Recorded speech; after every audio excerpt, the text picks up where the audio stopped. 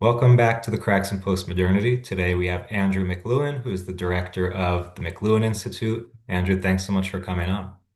Thanks for having me. Andrew, tell us a little bit about your background. You have some famous connections in your family, as most people probably know, and then a little bit about what the actual mission of the McLuhan Institute is. Sure, happy to. My background, let's see. I mean, other than books, actually, a lot of books in my background, in many ways. Yeah, Marshall McLuhan was my grandfather, who became very well known in the 20th century for um, leading a school of media studies, just become known as media ecology.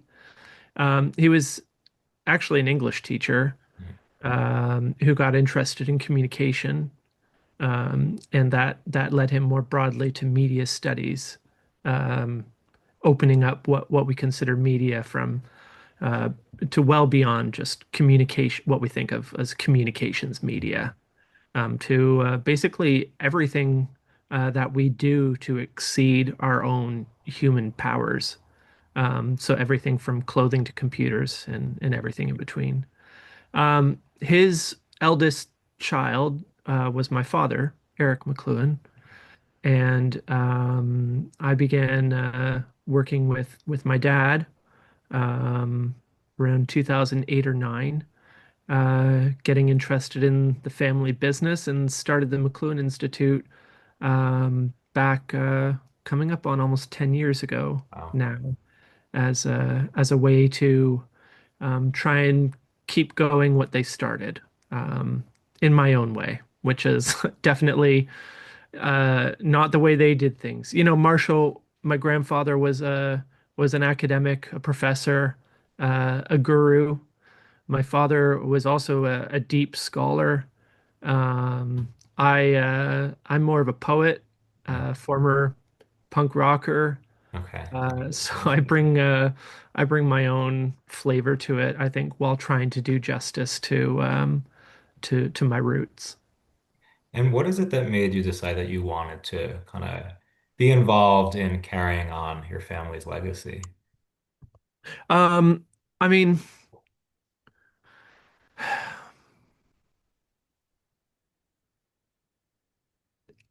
growing up, um, it didn't make any sense to me, Hmm. really. Um,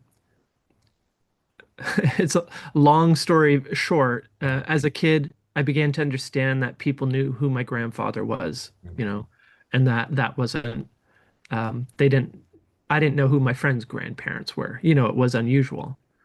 Um, and as I got a bit older, um, I felt there was an expectation that I would know what he was up to. So I looked into it and I didn't get it. I didn't really understand. And then I mentioned the punk rock thing. As a teenager, I started to resent what I felt was expected, Hmm. and very profanely rebelled against it. Um, just when I tried to look into it, it didn't make any sense, and so that can't be very interesting. But much later in my 30s, I started traveling with my dad because he needed an assistant, basically. And for whatever reason, what he was saying made sense to me for the first time. Like it clicked. Yeah. And and that's a powerful thing, When once you get interested in something, once you understand it, if it's compelling, you want more. So it was a gradual but steady path deep from there to where I am now. And a handful of years ago, uh, I felt I'd come to a point where I had to either do something more with it or do less with it, Hmm. if that makes sense. Okay. Because Yeah. I have a family, a wife, and two kids, and I got to make a living. And this thing was becoming way more than a hobby or a Hmm. part-time thing. It had I'd realized it was so big that it would and could consume my entire life. In fact, there's way more here to do than I could possibly do in my lifetime. Hmm. So I decided to see, with the support of my wife, thank goodness, whether I could do something with it. And so far, so good. I mean, it's cold in here, but hey, I'm here and making progress. So that's kind of how I got into it. Not because I was trying to. It just Mhm. it spoke to me and I listened. Yeah, it's interesting because your trajectory of, first of all, not really getting, your family's legacy and then kind of rebelling against it and then eventually coming to see the value. I don't know, I relate to it in some way because my own family, not nearly as well known as yours, but my family had, a history of political involvement in New Jersey. And as I grew up, just given my personality and the nature of my upbringing, I had zero interest in politics, thought it was a waste of time. Yeah. But at a certain point, like, I started thinking about the things that my grandfather told me, and then like looking more into his story and what he accomplished, and started to see that there is something of value for me. Like you said, you had your own interests, your own kind of talents and skills, and I started to see kind of with my more like, I don't know, more philosophical cultural bent that there was something really fascinating about the kinds of political activism my grandfather was involved in, and decided Mm. that, I wanted to explore it more through my writing and through the work I do. So I think there's something really exciting about, coming from this point where you're like, that's what my grandfather did, whatever, to seeing, Yeah. wow, like this has to do with me in my, and I can relate to it in my own unique way with my own unique sensibility. But I'm wondering, like, was there a particular idea or thing that he wrote that like first really captured your attention as something relevant to you? I mean, I could make something up for the sake of the story, but no, not really. No, It was and sorry if that's a disappointing answer, but that's honest. it was really that I was on this trip with my dad to Poland. Okay, to Poland. Okay. Yeah, to Poland, and it came about because my mom would usually travel with my dad, and if it was Italy or France or somewhere like that, she's all over it. Hmm, Poland, not so much. okay. So they asked if I wanted to go. And for me, it's like, do I want a free trip to Europe? Yeah, obviously, Yeah. right? Sure. So I went and it was just, oh gosh, I published a edition of my newsletter today is Yeah, I very, saw very that. personal. Yeah. Yeah, just now. Mhm. Um, very personal. And, it's just when I would go on a trip with my dad, we would leave here. And from the time we left to the time we got back, we were just immersed. Hmm, And I'm sure for some people that would be insufferable and deadly boring. But gosh, it was the best thing ever. wow. Like the man would light your brain on fire, Hmm, wow. like just torch you, and not in any kind of mean or whatever disruptive way. Just he was always going and he was happy to talk if you would listen. Yeah. And I became very, very happy to listen. And on the one hand, I miss that. On the other hand, he and my grandfather have left so much behind that there's lots for us to listen to if we have ears to hear. Absolutely. Yeah. And I mean, if you look at the current state of media communications today, I mean, you see how so much of what he said, so much of what he wrote was truly prophetic, that he really had his finger on the pulse of the direction media was going in. But I mean, if you had to say what examples that you see in today's world, in the media today, I don't know, like what do you think was the most prophetic things that he foresaw, that he kind of knew was coming? Well, the funny thing about that is, and you know, in one sense, he was always playing. He was Mhm, always playing, playing with words, with language, with ideas was how he explored them. mhm. Um, but uh, he was also very serious. Yeah. People don't think you can be both those things at the same time, but you can. Um, he would always insist that. he wasn't any kind of prophet. He Hmm. said, I'm very careful to only predict things which have already happened. Okay. And he's joking around, but he's also being very serious because part of his point there was he said the ordinary person lives 50 years in the past in a state of motivated somnambulism. Okay. Wow. He said technology is always a generation ahead of understanding. And he placed a special emphasis on artists Hmm. for being able to um, sense and express the present world in a way that the rest of us have a difficult time doing that. Yeah. Um, and, not even necessarily because artists know what's going on, but they feel it and sense it and can tell us. Again, not necessarily that they understand what they're saying, but they're saying it anyway. And uh, so Marshall considered that he was looking around at his present and describing it to us. Occasionally, he would venture in the future, this or that. Um, Probably one of the big ones is, I spent a lot of time studying his book, Understanding Media, Mhm. and he says he does speculate in the opening remarks um, that the next medium might be an extension of consciousness. Hmm. He saw all Mhm. technologies as Okay. extensions of ourselves, of Yeah. some part of ourselves. And he looked around and saw this part of ourselves extended, that part of ourselves extended. And the logic, by looking at what was out there, you can guess maybe what's coming next. And Mhm. he thought that the last thing to do would be to simulate our own consciousness. Yeah. And that does seem to be where we're headed now. Although I think we're very good right now at simulating it, not necessarily extending it, and that might be a very good thing. We'll see. Mhm.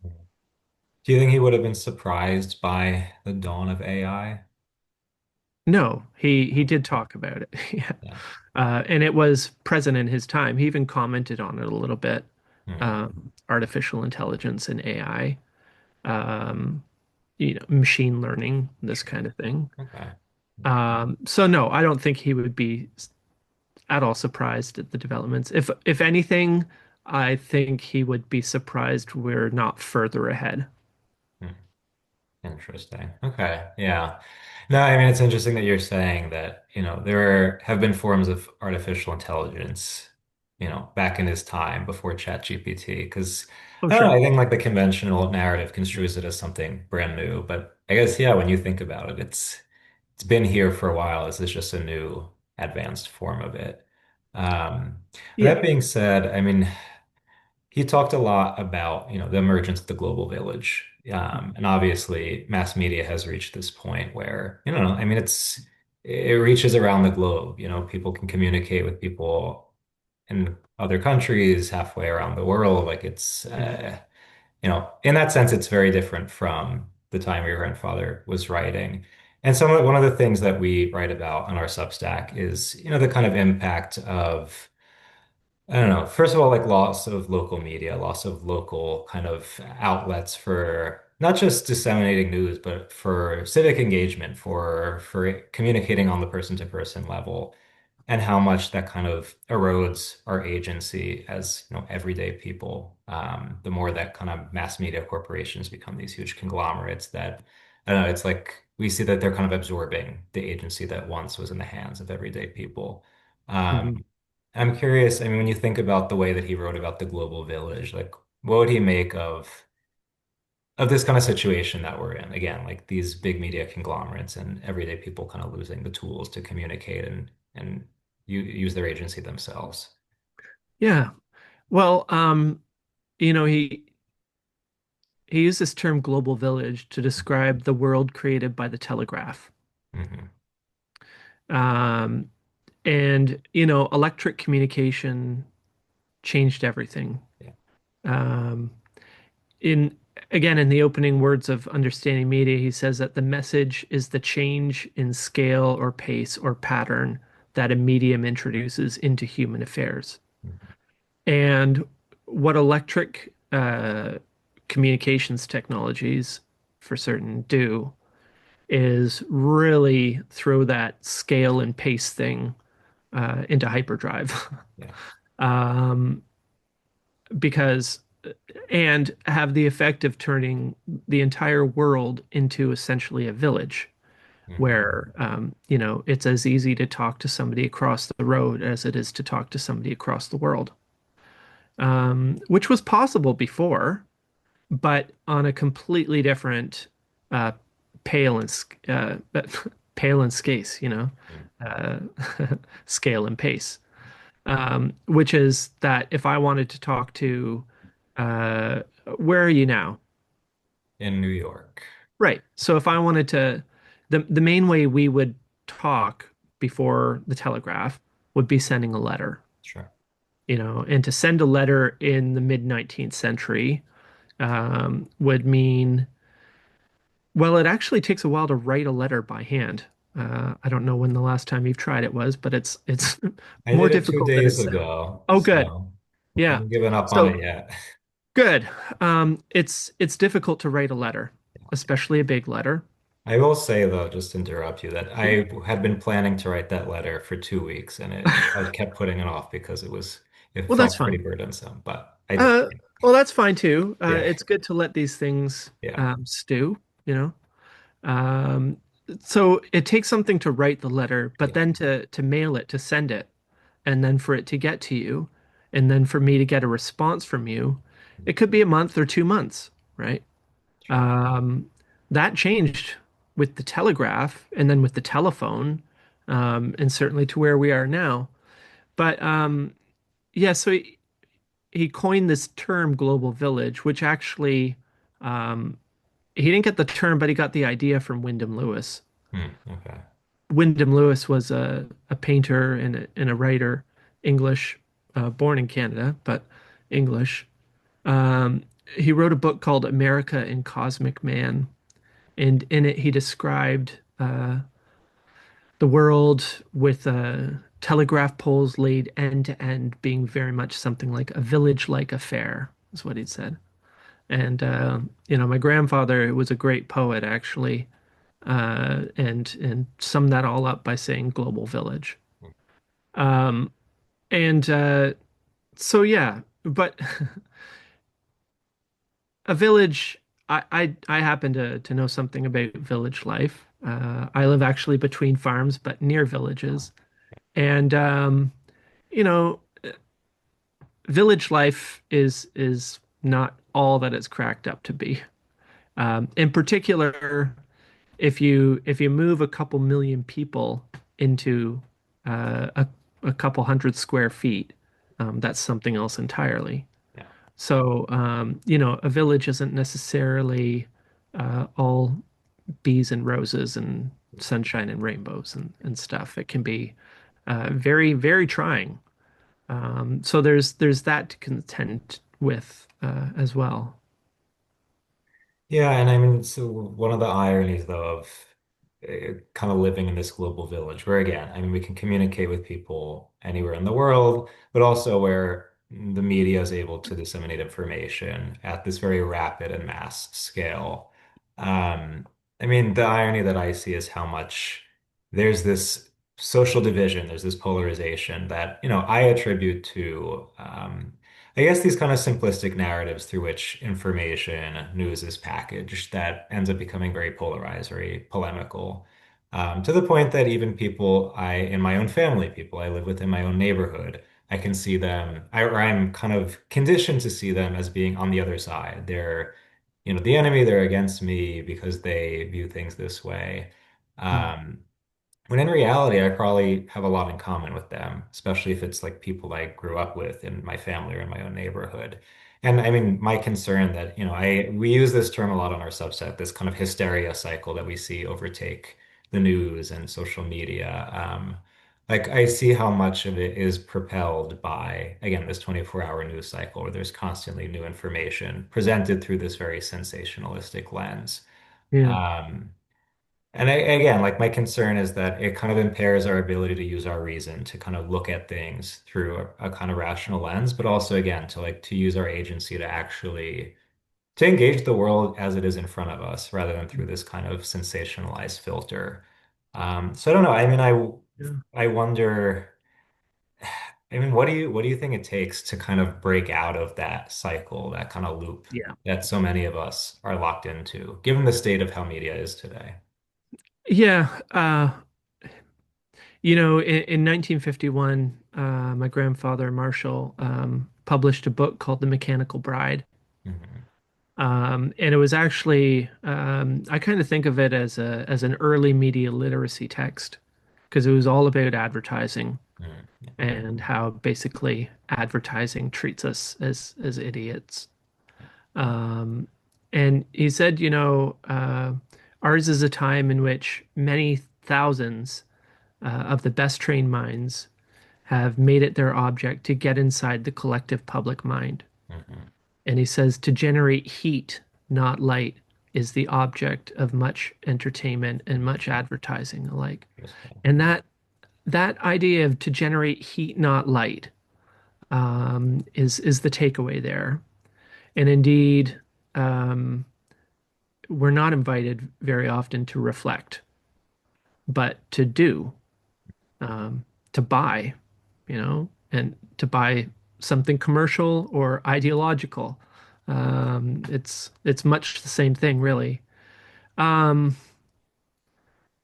and certainly they've turned engagement and the occupation of attention into a somewhat of a sport, which we all play, and it's it's really difficult to break free from it because I don't want to sound too conspiratorial, but Yeah, sure. You're fine. we have discovered how to occupy each other's attention at the very surface level. Um, one one thing I've realized is that speed and depth are inversely proportional, Okay. which Mhm. is to say that the faster you go, the shallower you go. And if you want to go deep into something, you have to slow down. You can think about it in terms of driving somewhere fast in a car and how much of your environment you can take in versus when you walk. Yeah. It's a whole other level of sensory engagement and information. Um, and the only, the surest way to break free of this stuff is to turn it off, um, to put it down, to put it aside.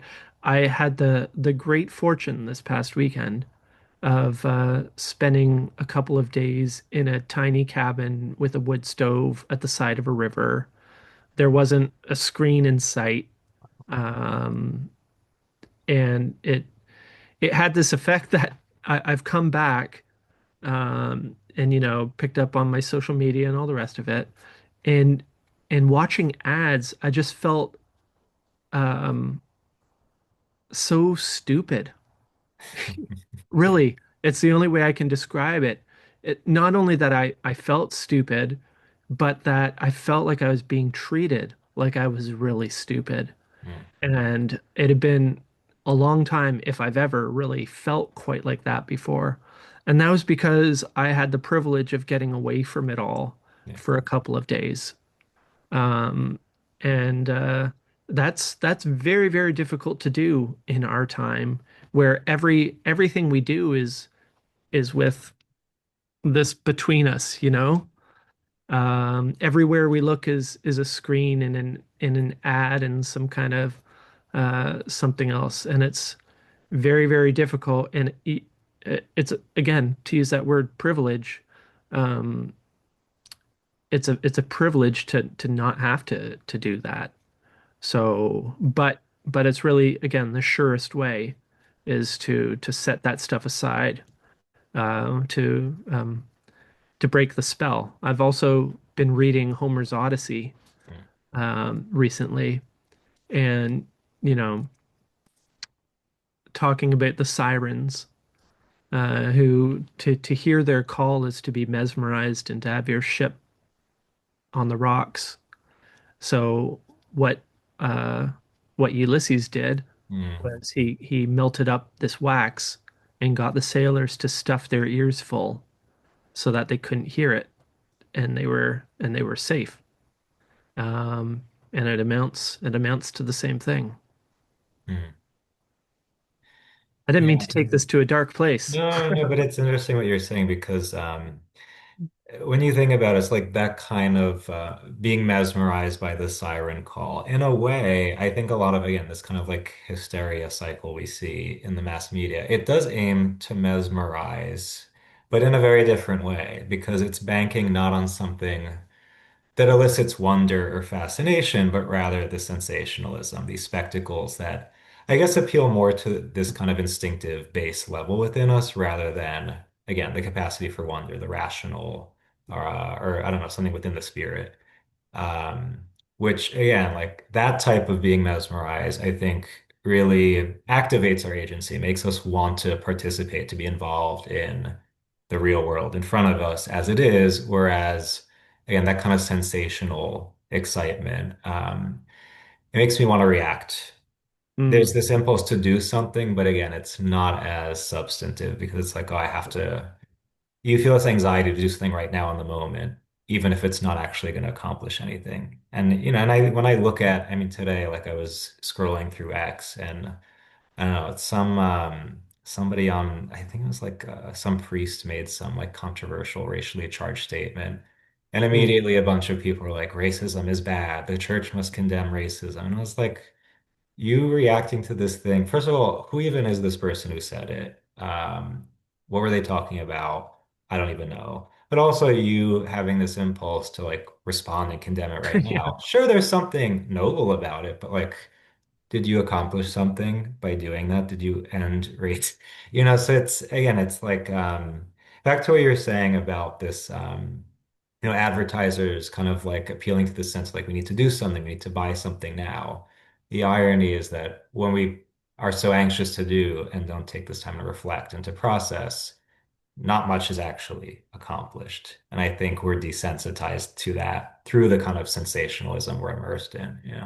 Yes. There's also, and I would have to look it up to get the exact quote, and figure out where and when my grandfather said it, but he said something, maybe it was in Understanding Media, about the nature of our world today, Hmm. post electricity, Yeah. and the irresistible impulse of everybody to declare their beings totally, Mm. something like that. In other words, to have a take, an opinion, and not just have it, but oh wow, you see the spider I coming down. do. There you That's a go. big one. Well, it's not small, but it looks bigger than it is. I'm gonna just encourage him to go somewhere else. Come here, you. This is a barn. What do you want? Um, anyway, understanding media uh, is really the story of the end of one age and the beginning of another. The end of the age of mechanism, Mhm. and the beginning of the age of electricity, which is our age, somewhat progressed, but still our age, I think. There are people who would say that no, this is digital, not electrical or electronic. And I think yes, but uh, same family. And he delineated between these two ages because of what characterized them and how different they are. So the age of the mechanical is built on an idea of fragmentation, of taking things apart into their components in order to put themselves together. Like the assembly line is one of the great mechanical age kind of innovations, and really typical of it. So it's fragmentary, it's explosive. Yeah. And the extensions of ourselves from that age tend to be hardware. extensions, versus the electronic. And Marshall characterized electricity as the extension of our nervous system. And instead of fragmentation and explosion, it's characterized more by turning in and implosion. Uh, Covering the world in electricity is to put our nervous system around the world, and that puts uh, ourselves inside out rather than closing ourselves in. And this actually goes a long way to explaining how we can't keep anything within ourselves, or it's extremely difficult to do so. Yeah. And it's honestly, it's not that we can't, it's just that um, we've lost the habit. Uh, which isn't to say that we can't get it back, but it takes some doing. I mean, that being said, I'm curious to know, do you think he would have an X account or social media accounts just given his kind of awareness of, I don't know, like how intense these kind of new technologies are, these new platforms? Well, that's actually a really good question. And you can argue for both. Yeah. My father was completely uninterested in having any kind of social media. He was of the Ulysses view that to hear the siren song, that first contact and it's over. Mm, And I don't think he's wrong about that. sure. Um, my grandfather also, um, you know, you got to use the means of the day to reach the people of the day.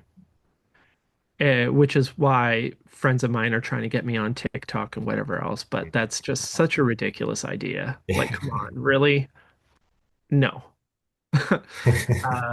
It's enough that I'm, very active on Twitter and whatever else, but that's a lot more conducive to my own nature for aphorism and words and stuff.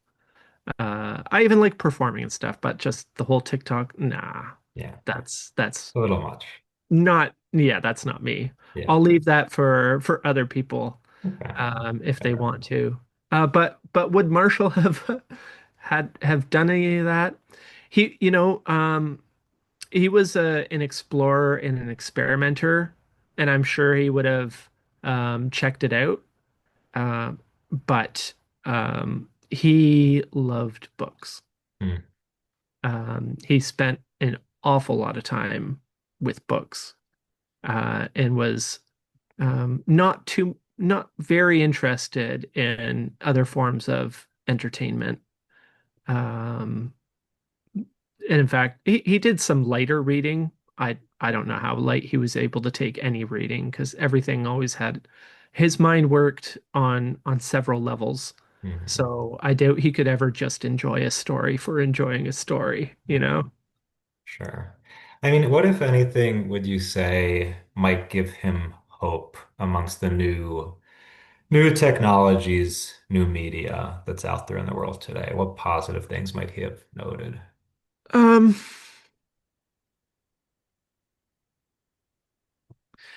well, the thing I've been thinking lately about AI, um, the thing about us humans is that we have a very limited amount of attention Mm, at any given moment, and yet so much happening. yeah. Um, our awareness is small, and for that reason, we're very conservative with it, and we make all sorts of assumptions. Reading is a matter of making a lot of assumptions. And so often we hear, we see, we encounter what we expect to because of that. Um, the thing about AI is AI's attention is not limited. Mm, mm, AI, an LLM is the entire LLM at any given moment. mm, Um, Computing power has much, much, much greater capacity. If you want to talk about what it extends is in a way it extends attention. And so I think there's a real great opportunity there to harness these things, to notice the things that we don't notice. Hmm. Interesting. Um, I think it's a lot more likely that people use it for the opposite purpose, but I think there's a great potential there. Um, but one thing that might give him hope is I think we're progressing socially in our understanding, and at least we um, we're at least kind of inherently aware that what's happening right now is very, very significant and possibly, um, we there's a lot of alarm about it, Yeah. but I think the alarm, even if it's unwarranted, signifies the severity and Mhm. the gravity of what's happening. People Interesting. are understanding um, that the technologies that we're putting into place right now have serious consequences for who we Mhm. are. Yeah. Now, that's not really that much different than other technologies. But the fact that we feel that, I think, is a cause for some hope, because Hmm. maybe we'll realize that um, we should do something about it. Hmm. Okay. So, on that last hopeful note, Andrew, thank you for coming on. And people can check out, so you have McLuhan Institute has a Substack, Yeah. correct? And my website, and as you said, X social media. So definitely check that out. But Andrew, again, thank you so much for joining us for a conversation. Thank you, Stephen.